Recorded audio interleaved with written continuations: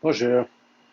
So this talk is about how to set up rituals and set up a space for work so that when you do sit down to work, everything is just so that all you have to do is show up and begin.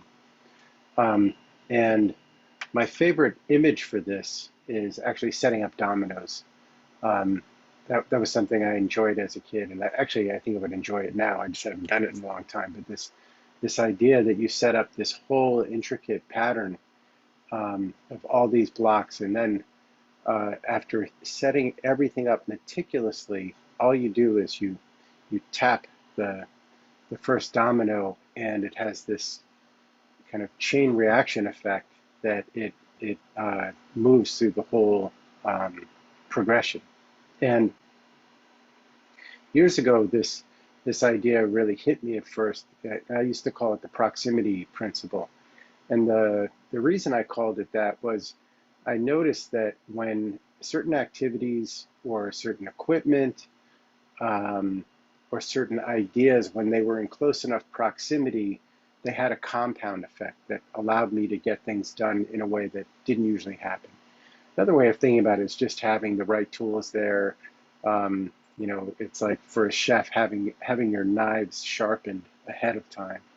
So with this idea of the proximity uh, principle, it works in the same way that when you would put multiple batteries in a flashlight, for example, there's a compound effect to the batteries, right, which gives more power. So having things in proper alignment kind of allows a flow of energy, a flow of activity. And so when I'm setting up a ritual or an activity, I'm thinking about, okay, what tools do I need? Um, what physical environment would be most conducive or useful or inspiring for me to get some work done? So if I'm doing some writing, I may want reference material or things that will inspire me, so that the minute I see the open page, I'm off to the races. In fact, with something like writing, I like to set up a bunch of prompts so that I'm actually compelled to begin writing. I'm not experiencing that fear of the blank page because there are already ideas that are compelling me. Same thing when I practice guitar. I keep a list of things that I'm very excited to play and to work on, so that the guitar sort of beckons to me and says, "Hey, it's time to play." So I think about equipment. I think about the physical settings. I might think about the atmosphere, like whether I want to have some music or some inspiration there, like I was saying. Um, I also like to look at activities in chains. So when I'm sitting down to do one activity, I have an awareness of what that activity is going to make possible next, right? So if I was working on an outline, I'm aware that as soon as that outline's done, it's going to compel me to do the next piece of work. Um, so all this preparation that I'm talking about, I like to do it in a separate work period where I'm not on the clock, so to speak. So I might go to a cafe and enjoy a cup of coffee, and then spend some time thinking, okay, how could I design a work ritual so that the minute I sit down, I'm just, you know, all systems go right into it, and I'm tipping that first domino. Um, and then I spent some time really collecting all these different elements. I'm collecting any tools, any software that needs to be there. I'm listing all the elements, and then I'll take time to set up that environment.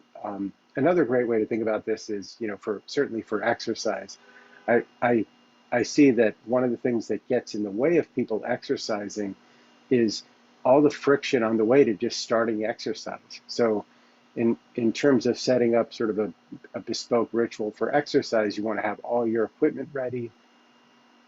You want to have things like water sorted out, um, certainly the clothes that you're going to be wearing, so that it's so easy to take that first step, and um, and really you're removing any resistance to the activity and actually creating kind of a forward pull. Um, so I highly recommend uh, exploring this. What I've found is spending, a number of hours designing a great ritual for whatever activity that I'm engaging in. Once I've done that design work, it's easy to use it again and again and again. I don't need to do that with guitar all the time because I've done the homework. I have the list of things that compel me. I have a list of exercises that I'm working on. So I'm naturally pulled to it at this point. Same thing with writing. I have a bunch of projects that I work on. So I'm never lacking for something to jump in on, which is really fantastic. And I have to say for myself, once I have these rituals in place, my productivity really shot through the roof. And the nice thing about that is it's what I would call I'll call it sort of a slow productivity or a steady productivity. I'm very engaged. I'm making steady progress, but I'm not rushing because I'm not trying to beat a deadline. There's sort of a consistent progress that happens. It's really a wonderful way to work. Um, so again, to recap steps, think of whatever it is you're trying to do, whether it's, trying to do some writing, learn an instrument, get in shape, um, list out tools that are, going to be helpful. Think of the physical environment and sort of the atmosphere that you want to create. Um, Create a list of compelling exercises or next steps that you'll be working on. Um, and then road test it. Go engage and see, is it pulling you along, and over time fine tune it, improve your equipment, improve the space, keep refining it so that eventually you're really excited to go there. um, I'm using a lot of metaphors or analogies here, but I like the idea of cooking and having all the ingredients ready and cleaned and ready to go, and then just boom, you get to cook a wonderful meal in it, and then you get to enjoy it. So I I hope you'll give that a shot, and I would love to hear more in the comments. Thank you.